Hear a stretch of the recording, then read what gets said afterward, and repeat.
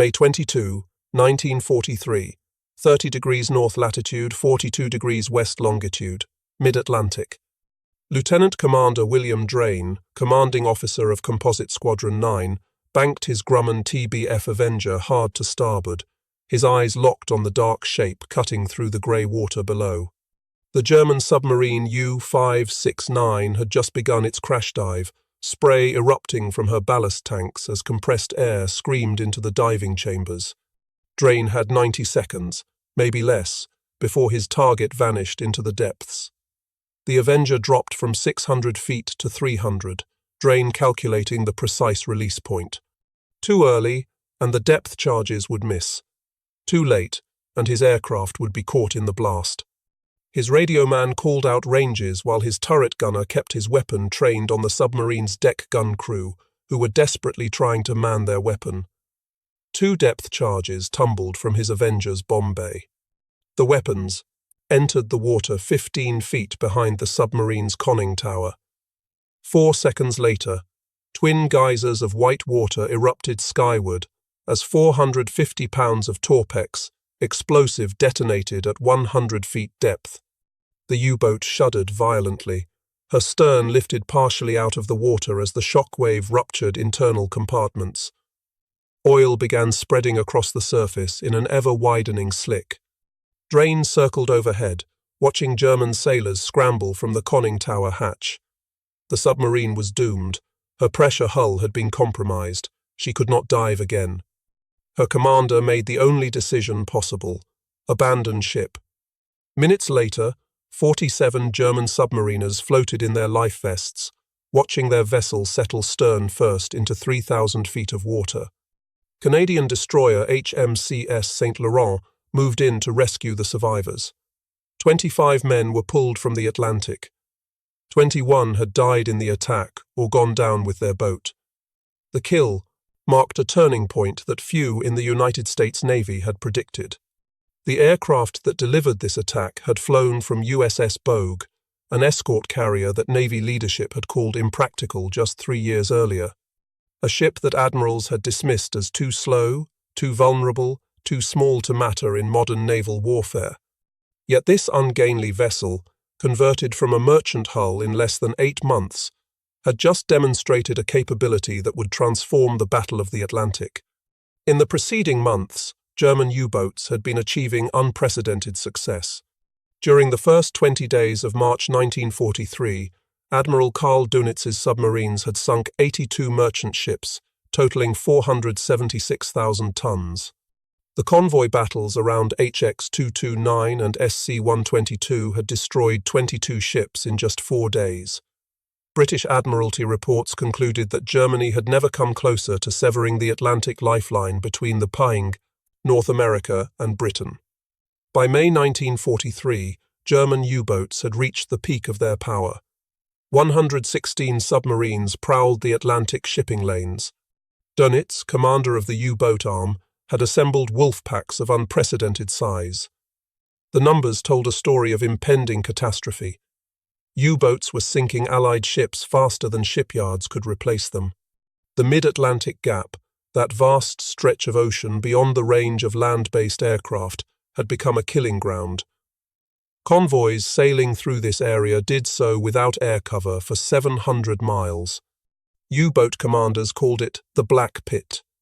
Here, submarines could surface, recharge batteries, and attack convoys with near impunity. Into this crisis sailed a weapon that Navy brass had fought against building. The escort carrier program had begun in December 1940, against the explicit opposition of the Chief of Naval Operations.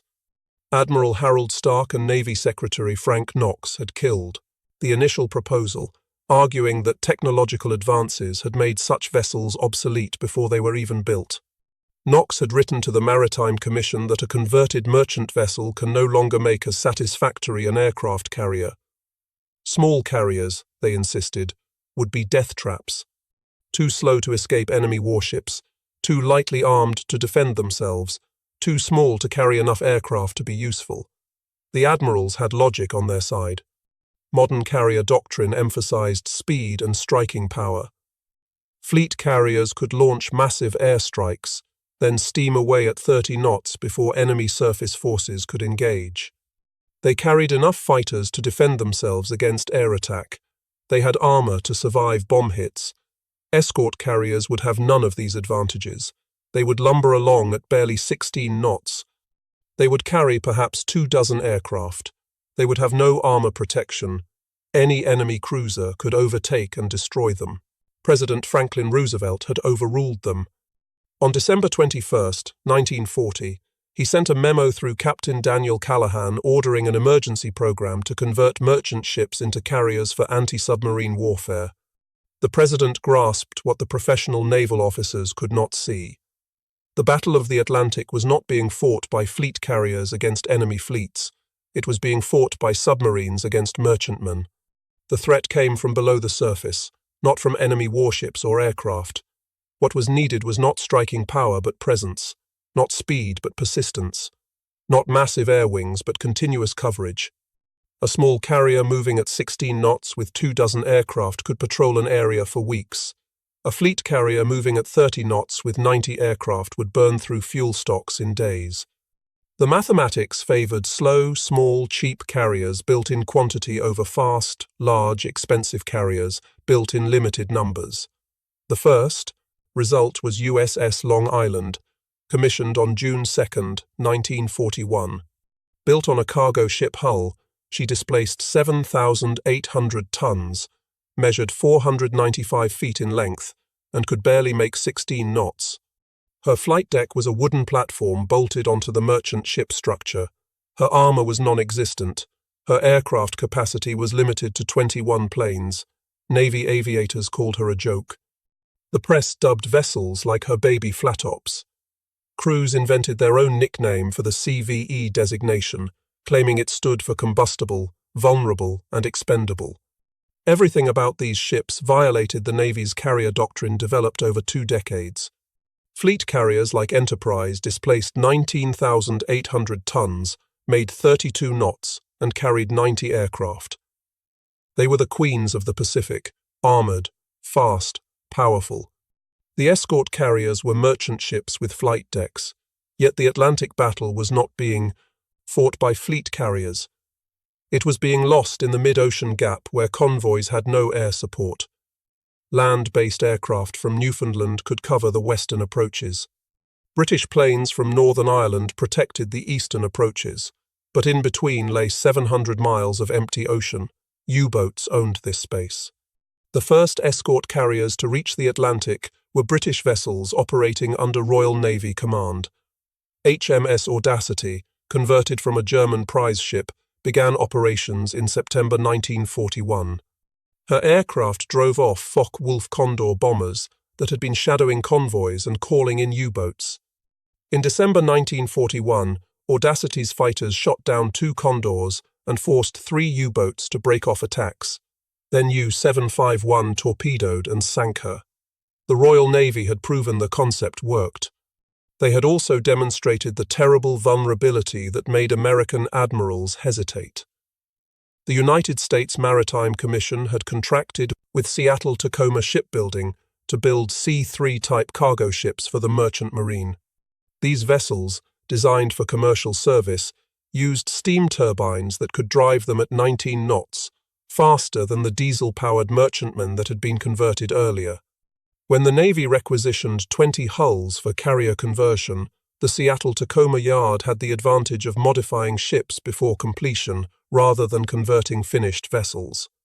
The modifications were extensive but pragmatic. Workers cut away the cargo holds and upper deck, then built a hangar deck inside the hull. 2 elevators connected the hangar to a 442-foot flight deck, a single hydraulic catapult-assisted aircraft launches. A small island structure, built out over the starboard side to keep the flight deck clear, housed the bridge and flight control. The ships retained their merchant marine profile below the flight deck, with vertical sides and a flat bottom that rolled viciously back in heavy seas. Armament was purely defensive. 2 5-inch guns, 1 forward, 1 aft. 8 twin-mounted 40mm Bofors anti-aircraft guns. 27 20mm Oerlikon cannons.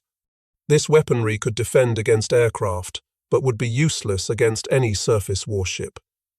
Speed remained the ship's primary defense, and at 18 knots, they had precious little of that. The lead ship of the class, USS Bogue, was commissioned on September 26, 1942. Captain Giles Short took command of a vessel with a standard displacement of 8,390 tons and 13,980 tons fully loaded.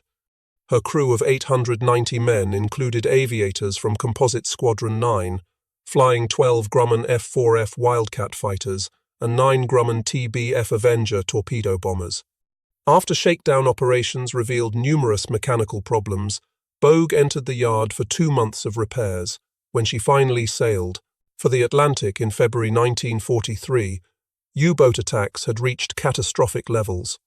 The Navy's operational plan for escort carriers called for them to accompany convoys, providing continuous air coverage through the mid-Atlantic gap.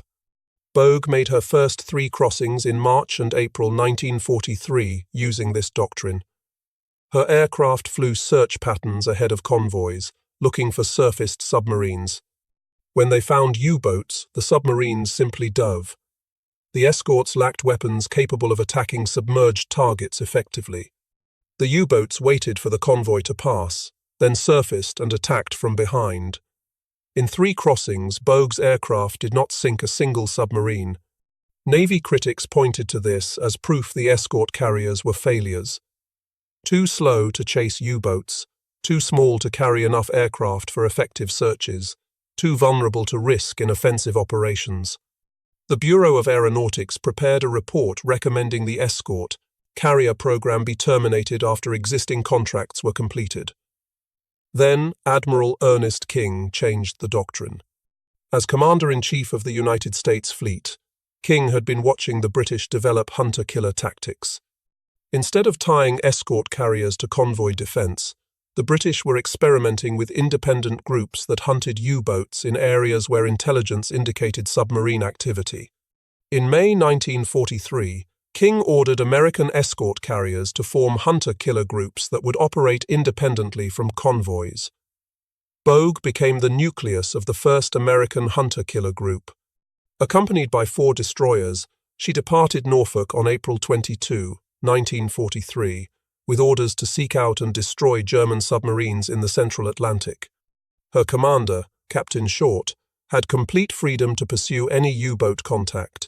Intelligence from HF/DF, high-frequency direction finding equipment, and from decoded Enigma messages would guide the group to areas of submarine concentration. The transformation from defensive convoy escort to offensive hunter began immediately. On May 21st, while escorting convoy ON-184, Bogue's HF/DF operators detected radio transmissions from multiple U-boats. Wolfpack Mosul, consisting of 21 submarines, was gathering to attack the convoy. Lieutenant Commander Drain launched 5 Avengers to hunt the transmitting submarines. The aircraft caught U-231 on the surface, recharging batteries. Depth charges damaged the submarine's radio transmitters, forcing her to abort patrol and return to France. The next day brought the breakthrough that validated the entire escort carrier concept. Multiple Bogue aircraft executed 5 separate attacks on different submarines throughout the day. U-305 suffered moderate damage. U-569 took catastrophic hits that forced her crew to scuttle. This marked the first U-boat sunk by United States Navy escort carrier aircraft. More importantly, it demonstrated that hunter-killer groups could disrupt Wolfpack operations before they reached convoys. After delivering convoy ON-184 safely to Argentia on May 26, Bogue received new orders. No more convoy escort, pure hunter-killer operations. Intelligence would direct her group to submarine concentration areas. Her aircraft would saturate those areas with search patterns. Any U-boat found would be attacked with depth charges, later with homing torpedoes. The hunter-killer offensive had begun. On June 5, 1943, Bogue's aircraft found U-217 refueling from a submarine tanker in mid-Atlantic. The Avengers caught both submarines on the surface. Their depth charges sent U-217 to the bottom with all hands. A week later, on June 12th, aircraft from Composite Squadron 9 located U-118 attempting to charge batteries. The submarine crash dived, but slowly. Depth charges ruptured her pressure hull at 150 feet depth. She sank with 49 crew members. July 23rd brought 2 kills in a single day. Bogue's aircraft spotted U-527 on the surface for her daily battery charge. Rockets and depth charges left her crippled and sinking. 12 survivors were rescued by destroyer Clemson and transferred to Bogue as prisoners. On the same patrol, destroyer George E. Badger, part of Bogue's screen, gained sonar contact on U-613. Depth charges destroyed the submarine before she could launch the mines she was carrying to American coastal waters. The pattern continued through the summer and fall of 1943. Bogue's 8th patrol, from November to December, became her most successful. On December 13th, U-172 was located through HF/DF intercepts. Aircraft from Bogue coordinated with 4 destroyers in a 27-hour running battle. The submarine twisted and turned, dove and surfaced, but could not escape. She finally went down with 13 crew killed and 46 captured. December 20th completed the patrol with the sinking of U-850. In 6 weeks, this single escort carrier group had eliminated 3 German submarines. By the end of 1943, Bogue and her escorts had sunk 11 German U-boats plus 2 Japanese submarines. No convoy lost a ship while under Bogue's protection. Not a single aircraft from Composite Squadron 9 was shot down by enemy action during the entire war. Her task group received a Presidential Unit Citation for 6 of her 8 patrols, making her the most successful anti-submarine warfare carrier of World War II. The success was not limited to one ship. USS Card, sister ship to Bogue, began hunter-killer operations in August 1943. Her aircraft and escorts would sink 11 U-boats during the war. USS Core accounted for 7 kills.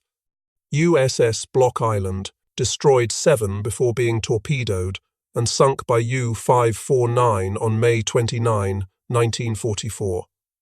She was the only American escort carrier lost to submarine attack in the Atlantic. The transformation of the Battle of the Atlantic could be measured in brutal statistics. In March 1943, U-boats had sunk 82 ships, totaling 476,000 tons in the Atlantic alone. In April, losses remained heavy with 39 ships and 235,000 tons. Then came May, the month that would be remembered as Black May by German submariners. 41 U-boats were sunk in May 1943. The carnage was unprecedented in submarine warfare. 18 went down in convoy battles, overwhelmed by improved escort tactics and new weapons. 14 fell to air patrols equipped with centimetric radar that could detect surfaced submarines in darkness or fog. The remainder were lost to mines, accidents, and hunter-killer groups like Bogue's Task Force. Among those destroyed were 5 crucial U-tankers, the submarine supply vessels that allowed German U-boats to operate far from their bases. These Type 14 U-boats, nicknamed milk cows by their crews, carried 700 tons of fuel oil, 4 torpedoes, and provisions for extended patrols. Each tanker could refuel a dozen attack submarines, extending their operational range by thousands of miles. Without these tankers, operational range collapsed. Submarines could no longer reach the distant hunting grounds in the central Atlantic and Caribbean, where convoys were vulnerable. They were forced to operate closer to European waters where Allied defenses were strongest. The psychological impact on U-boat crews was devastating. Submarines that had routinely achieved multiple kills per patrol were now struggling to survive. Boats that surfaced to recharge batteries at night found themselves illuminated by radar-equipped aircraft within minutes. Wolf packs that, gathered to overwhelm convoy escorts, discovered that escort carriers could vector destroyers onto them before they could coordinate attacks. The hunters were becoming the hunted. On May 24, 1943, Admiral Donitz sent an encrypted message to all U-boats. The losses are too heavy. All boats are to withdraw from the North Atlantic convoy routes. Return to base areas. The wolf packs had been defeated. After 3 years and 8 months of nearly continuous success, the German submarine offensive had been broken in 3 weeks. The U-boat withdrawal marked the turning point in the Atlantic battle, but not its end. Dönitz refused to accept defeat. He committed German engineering and industrial resources to developing new submarine types that could operate submerged for extended periods. The Type 21 U-boat, with improved batteries and streamlined hull, could make 17 knots underwater, faster than most Allied escort ships. If deployed in sufficient numbers, these revolutionary submarines might regain the advantage. Meanwhile, escort carrier construction accelerated. Henry Kaiser's shipyards at Vancouver, Washington, began producing Casablanca-class carriers at an extraordinary rate. Kaiser, an industrialist with no shipbuilding experience before the war, had revolutionized ship construction by applying mass production techniques from automobile manufacturing and construction engineering. These purpose-built escort carriers, constructed from the keel up rather than converted from merchant hulls, incorporated lessons learned from earlier classes. Kaiser's yards used prefabricated sections built in enormous assembly buildings. Workers welded together hull sections, deckhouse modules, and machinery spaces inland, then transported the completed assemblies to the building ways. This modular construction dramatically reduced build times. The first Casablanca-class carriers required 8 months from keel laying to commissioning. By RET2, the middle of the production run, Kaiser's workers had reduced this to 3.5 months. Welding crews worked 3 shifts around the clock. Women, many with no prior industrial experience, operated welding equipment alongside experienced shipwrights. The yards employed orchestrated construction sequences where multiple teams worked simultaneously on different sections of each ship. 50 Casablanca-class ships were ordered on June 18, 1942. The first, USS Casablanca herself, was commissioned on July 8, 1943. The 50th ship, USS Munda, was completed exactly 1 year later on July 8, 1944. This represented an average commissioning rate of 1 carrier every 7.3 days. At peak efficiency, Kaiser's yards were launching completed escort carriers faster than some shipyards could build destroyers. The ships emerged with improved stability, better aviation facilities, and more reliable machinery than the converted merchantmen. Each carrier displaced 7,800 tons, made 19 knots, and operated 28 aircraft. While still slow and vulnerable by fleet carrier standards, they proved perfectly adequate for anti-submarine work. The hunter-killer offensive continued with increased intensity through 1944. The tactics that made escort carrier groups so deadly evolved through combat experience. Aircraft from Composite Squadron 9 and other carrier air groups perfected the coordination between visual search, radar detection, and attack procedures. The Grumman TB-F Avenger proved ideal for anti-submarine warfare. The aircraft could carry depth charges, acoustic homing torpedoes, or rockets depending on the tactical situation. Its long range allowed extended patrols far from the carrier.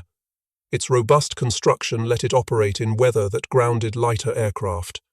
The Avenger's 3-man crew provided redundancy, with pilot, radio man, and turret gunner, each trained to take over if one was incapacitated. Depth charges remained the primary weapon through 1943. Mark 44 acoustic homing torpedoes, introduced in early 1944, revolutionized anti-submarine warfare. These weapons, nicknamed Fido by their operators, could home on the sound of a submarine's propellers. Once dropped near a diving U-boat, the torpedo would circle until it detected engine noise, then track the submarine automatically. U-boat commanders discovered that their previous tactic of crash diving no longer guaranteed escape. The noise of their diving procedures attracted the very weapons they were trying to evade. Escort carrier groups developed elaborate search patterns that covered vast ocean areas. Aircraft flew sector searches, each plane assigned a specific area to patrol. When one aircraft detected a submarine, The carrier vectored additional aircraft to the contact while destroyers raced to the location. The submarine found itself facing attacks from multiple directions simultaneously.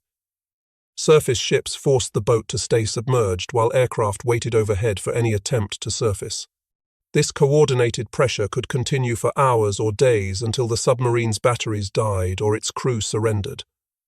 In October 1944, Admiral Francis Lowe, Chief of Staff of the 10th Fleet, wrote in a memo to Admiral King that escort carrier support groups accounted for approximately 60% of all U-boats sunk by United States forces in the Atlantic and Mediterranean during the 6 months from April through September. This extraordinary success ratio demonstrated how completely these converted merchantmen had transformed naval aviation doctrine. The hunter-killer groups had become more effective than land-based patrol aircraft, despite operating from ships that Navy leadership had initially rejected. Beyond their combat success, escort carriers proved their worth in ways the CT early skeptics had never imagined. They served as aircraft ferries, carrying planes from American factories to combat zones. USS Bogue made several trips to Glasgow, Scotland, transporting Army Air Force fighters. These missions freed fleet carriers for combat operations in the Pacific. Escort carriers provided air cover for amphibious landings. Operation Torch, the invasion of North Africa in November 1942, employed 4 escort carriers among its support forces. Operation Dragoon, the invasion of southern France in August 1944, used 2 escort carriers to provide close air support. The slow-converted merchantmen could loiter near invasion beaches, their aircraft on call for immediate support missions that faster fleet carriers could not provide. They served as training platforms for replacement pilots transitioning to carrier operations. USS Charger spent the entire war operating off the East Coast, qualifying thousands of naval aviators in carrier landings before they deployed to combat zones. This training role prevented fleet carriers from being diverted from combat operations for pilot qualification. Most critically, escort carriers vindicated President Roosevelt's strategic vision. The president had grasped that winning the Atlantic battle required closing the air gap. Land-based aircraft could not reach mid-ocean. Fleet carriers were too valuable and too few to tie down on convoy escort. Escort carriers offered the only solution, cheap enough to build in quantity, capable enough to operate aircraft effectively, available in sufficient numbers to provide continuous coverage. The numbers told the story of American industrial response to crisis. Of the 151 aircraft carriers built by the United States during World War II, 122 were escort carriers. Approximately 80 were commissioned in the United States Navy during wartime. Another 38 were delivered to Britain under Lend-Lease. Production peaked in 1944 when American yards completed 47 escort carriers. This avalanche of hulls overwhelmed the U-boat threat through sheer numbers. By the end of 1944, only 6 American escort carriers remained assigned to Atlantic anti-submarine operations. The others had been sent to the Pacific, where they would prove equally valuable in a completely different role. The Atlantic had been won, the hunters had become prey, the cost had been significant. 6 American escort carriers were lost to enemy action during the war. USS Liscombe Bay was torpedoed by Japanese submarine 1175 off the Gilbert Islands on November 24, 1943. The torpedo detonated the ship's bomb magazine. She sank in 23 minutes with the loss of 644 men. USS Block Island went down to U-549 in the Atlantic. 4 more escort carriers would be sunk in the Pacific theater, but measured as against their impact, the cost was acceptable. By war's end, 11 American Atlantic escort carrier task groups had sunk 53 German submarines. This included the most remarkable achievement in anti-submarine warfare during World War II, the capture of U-505 intact on June 4, 1944. Captain Daniel Gallery, commanding officer of escort carrier USS Guadalcanal, had been planning this operation for months. His task group had practiced boarding procedures repeatedly. When destroyers detected U-505 submerged approximately 150 miles off Spanish Sahara, Gallery ordered a relentless depth charge attack. The submarine, unable to escape and running out of battery power, surfaced after 8 hours of pursuit. As U-505 broke surface, her crew began abandoning ship. They assumed the Americans would sink their boat with gunfire, standard procedure in submarine warfare. But Gallery had ordered his ships to hold fire. As the German crew swam away from their submarine, a boarding party led by Lieutenant Junior Grade Albert David transferred from destroyer USS Pillsbury in a whaleboat. David and 8 men climbed aboard the abandoned submarine, expecting demolition charges to detonate at any moment. They found the boat intact. Scuttling charges had been set but had not yet fired. The boarding party disabled the charges, closed valves to stop flooding, and secured the submarine. It was the first enemy vessel captured at sea by the United States Navy since the War of 1812. U-505 yielded intelligence treasures. Her Enigma machine and codebooks provided cryptographers with insights into German naval communications. Her acoustic torpedoes gave Allied scientists examples of weapons they had only encountered in combat. Her charts revealed U-boat patrol routes and operational procedures. The capture remained classified throughout the war to prevent Germans from changing their codes and procedures. U-505 is now permanently displayed at Chicago's Museum of Science and Industry as a National Historic Landmark. Total U-boat losses to escort carrier groups represented a fraction of the 785 German submarines lost during the war, but the impact far exceeded the raw numbers. Escort carrier groups forced U-boats to remain submerged for extended periods, limiting their effectiveness. They prevented submarine concentration in wolf packs. They protected the convoys that carried 15 million tons of supplies to Britain during the critical period from May 1943 through June 1944. Perhaps most significantly, escort carriers destroyed the mythology that had surrounded submarine warfare since World War I. The idea that submarines were virtually undetectable, that they could strike with impunity from beneath the waves, that no defense existed against underwater attack, had dominated naval thinking for decades. Escort carriers proved that continuous air coverage could locate, track, and destroy submarines. They demonstrated that merchant hulls and commercial construction techniques could produce combat-effective warships in months rather than years. The transformation of naval doctrine proceeded rapidly. By late 1944, the Navy had integrated escort carriers into all aspects of naval operations. They served with fleet carrier task forces as replenishment ships, ferrying replacement aircraft to combat carriers. They provided anti-submarine screens for battleship groups and cruiser task forces.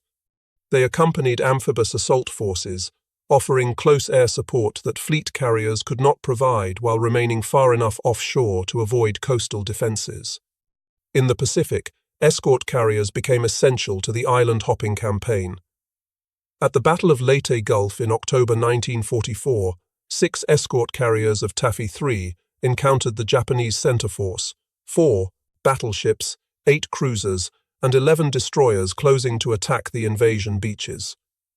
The engagement began at 06:48 hours, when lookouts aboard USS Fanshawe Bay spotted pagoda masts on the horizon. Within minutes, 18-inch shells from battleship Yamato began falling around the escort carriers. Admiral Clifton Sprague, commanding Taffy III, faced an impossible situation. His 6 escort carriers and 7 escorts were outgunned, outranged, and vastly slower than the approaching Japanese force. The nearest American fleet carriers were over 100 miles away. The invasion beaches, packed with vulnerable transports and landing craft, lay directly behind his formation. If the Japanese broke through, thousands of American soldiers would be slaughtered. Sprague ordered his carriers to launch every aircraft they had, regardless of armament. Torpedo bombers carried depth charges intended for submarine hunting. Fighters were armed with machine guns and small bombs meant for ground support. Some aircraft launched with no weapons at all, making dry runs to distract Japanese gunners. The escort carriers turned east, into the wind for flight operations, and ran at maximum speed toward a rain squall that might provide temporary concealment. For 2.5 hours, the converted merchantmen dodged shells from battleship main batteries while their aircraft attacked the vastly superior Japanese force. Destroyers and destroyer escorts charged the Japanese line, launching torpedoes and firing their 5-inch guns at battleships and cruisers. The escorts were annihilated one by one, but their sacrifice bought time. Japanese Admiral Takeo Kurita, confused by the ferocity of the defense, and convinced by radio intercepts that he faced fleet carriers, broke off his attack and withdrew at 09:25 hours. The cost had been severe. USS Gambier Bay was hit repeatedly by Japanese cruisers. Shells tore through her unarmored hull. She lost power, listed, capsized, and sank with 147 crew members. USS St. Lo survived the surface action only to be hit at 10:51 hours by the first organized kamikaze attack of the war. A Mitsubishi Zero, possibly piloted by Lieutenant Yukio Seki, crashed through her flight deck and detonated in the hangar among fueled and armed aircraft. Secondary explosions tore the ship apart. She sank 30 minutes later with 113 killed. Yet the remaining 4 escort carriers of Taffy 3 escaped. The Battle off Samar demonstrated both the terrible vulnerability of escort carriers and their unexpected resilience. These ships, designed for submarine hunting and convoy escort, had stood toe-to-toe with battleships and survived. Their sacrifice saved the later invasion force from annihilation. Naval historians would call it the most gallant action in United States Navy history. Post-war analysis revealed the full scope of escort carrier impact. Research conducted by the United States Strategic Bombing Survey concluded that escort carriers had been instrumental in defeating the U-boat offensive. Without continuous air coverage in the mid-Atlantic gap, convoy losses would have remained unsustainable. Britain might have been forced to reduce imports below survival levels. The build-up for D-Day, which required transporting millions of tons of supplies across the Atlantic, could have been delayed or cancelled. Every division that landed in Normandy had crossed the ocean under the protection of escort carrier groups. German naval records captured after the war showed that Admiral Dönitz had considered the escort carrier threat existential to U-boat operations. In his memoirs, Dönitz wrote that the appearance of American escort carriers in the spring of 1943 had forced a complete reconsideration of submarine tactics. Surfacing became impossible in areas where carrier groups operated. Battery charging had to be done at Prosins at night under constant aircraft threat. Transit times increased dramatically as U-boats crept submerged through carrier patrol areas, burning precious battery power to avoid detection. The psychological toll on U-boat crews was severe. Submarines that had once surfaced freely to run on diesel engines were now confined underwater for days at a time. Crews suffered from carbon dioxide poisoning as air quality deteriorated. Battery cells failed from overuse. Navigation became guesswork when submarines could not surface to take star sights.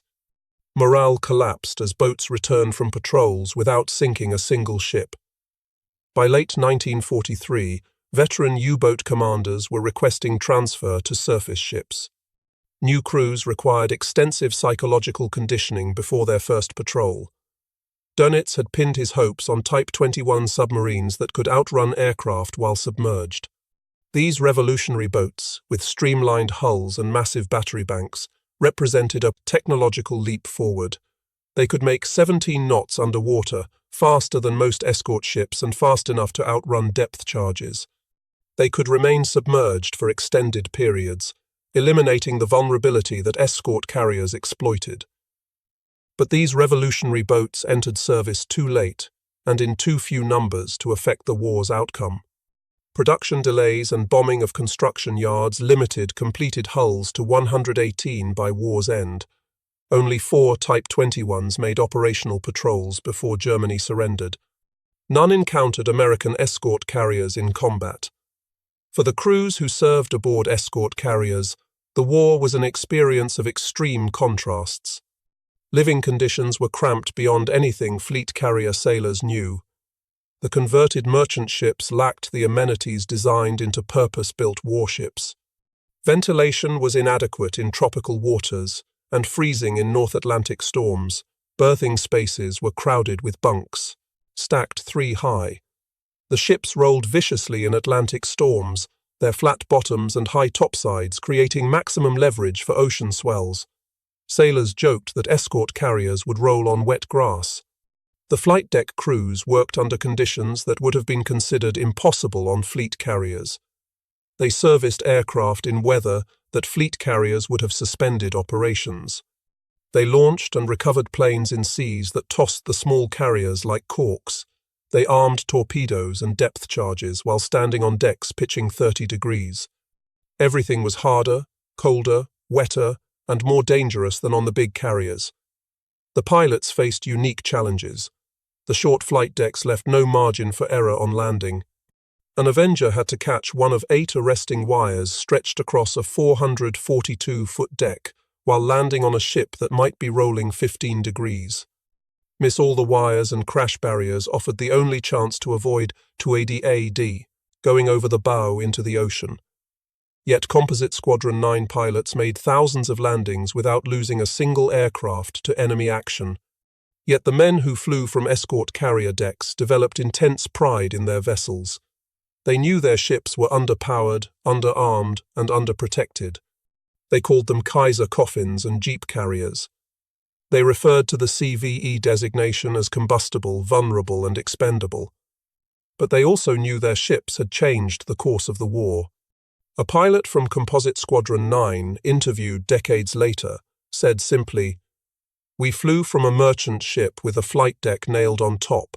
We sank submarines that were supposed to be sinking us. The brass said we couldn't do it. We did it anyway." The story of escort carriers vindicated not just a type of ship, but a philosophy of industrial warfare.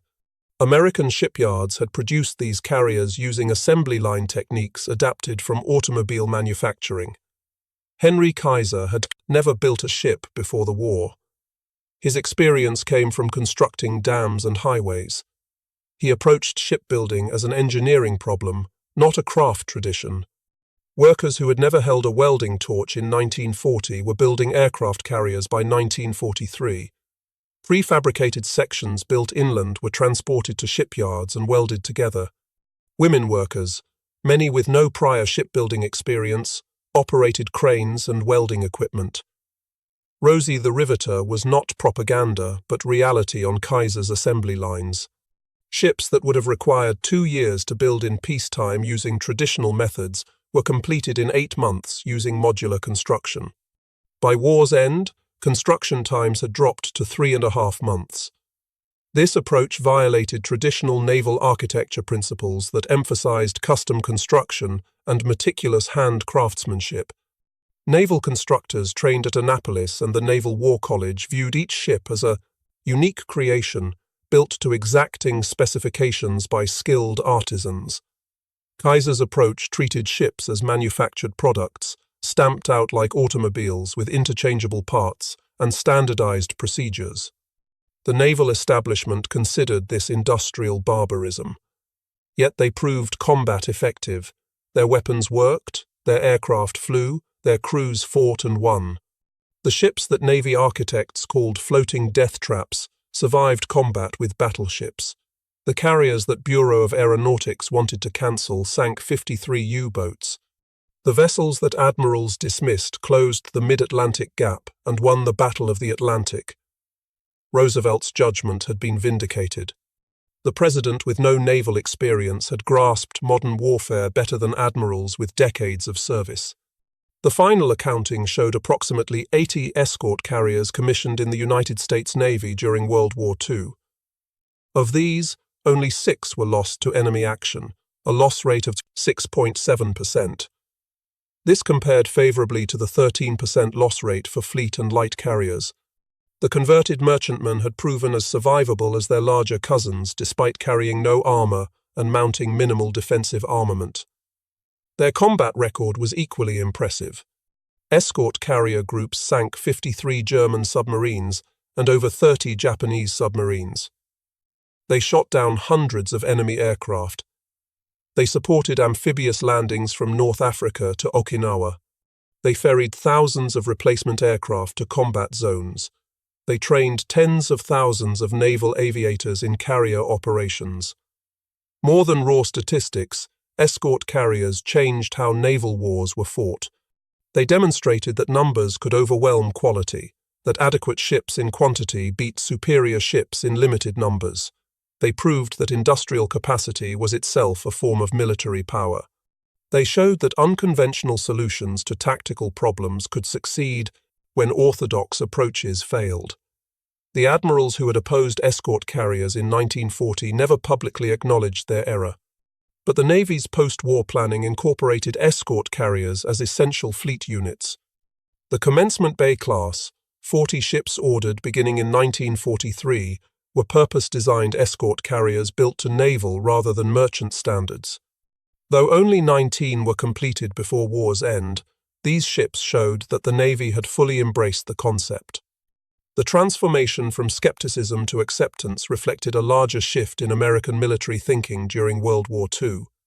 At the war's beginning, professional military officers distrusted civilian interference in strategic decisions. President Roosevelt's order to build escort carriers over Navy objections represented exactly the kind of political meddling that officers feared. Yet Roosevelt had been proven correct. His strategic vision had identified the critical need that professional naval officers had missed. When the war ended in August 1945, the Navy faced the question of what to do with dozens of escort carriers. Most were obsolete before launching, designed for wartime needs that peacetime no longer required. 33 were transferred to other nations under military assistance programs.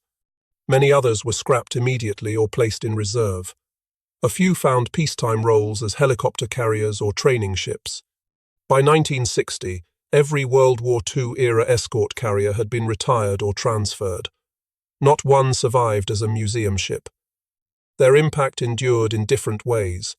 Post-war carrier design incorporated lessons learned from escort carrier operations. The importance of continuous flight operations, the value of numerous small carriers versus few large carriers, the integration of anti-submarine and air superiority missions, all had been proven in escort carrier combat. Modern naval aviation doctrine traced directly to innovations developed on these converted merchantmen. The U-boat threat they had defeated never returned. German submarine construction after World War II focused on coastal defense and intelligence gathering rather than commerce raiding. The Soviet Union built hundreds of submarines during the Cold War, but never attempted the kind of Wolfpack campaign that escort carriers had destroyed in 1943. Anti-submarine warfare remained a critical naval mission, but the combination of helicopters, long-range patrol aircraft, and sophisticated sonar made surface hunting unnecessary. Perhaps the greatest tribute to escort carriers was their own obsolescence. They had been built to meet a specific crisis, the U-boat threat in the Atlantic. They had met that crisis so completely that their mission ceased to exist. No subsequent conflict required the conversion of merchant ships into makeshift carriers. The escort carriers had done their job so well that nothing like them was ever needed again. In the final analysis, escort carriers represented American industrial warfare at its most effective. Simple enough to build quickly, adequate enough to be combat effective, available in sufficient numbers to overwhelm the enemy. The critics who had dismissed them as death traps in 1940 had been judging them by peacetime standards. These converted merchantmen had been designed for war, and in war they had proven devastatingly practical. From 116 operational U-boats in May 1943 to 51 by August 1943, the transformation took 3 months. Escort carriers were not the only factor in this victory. Long-range patrol aircraft, improved radar, code breaking, and aggressive destroyer tactics all contributed. But the converted merchantmen had closed the mid-Atlantic gap where U-boats had been untouchable. They had hunted submarines in areas where land-based aircraft could not reach. They had turned the hunters into prey. History called them essential.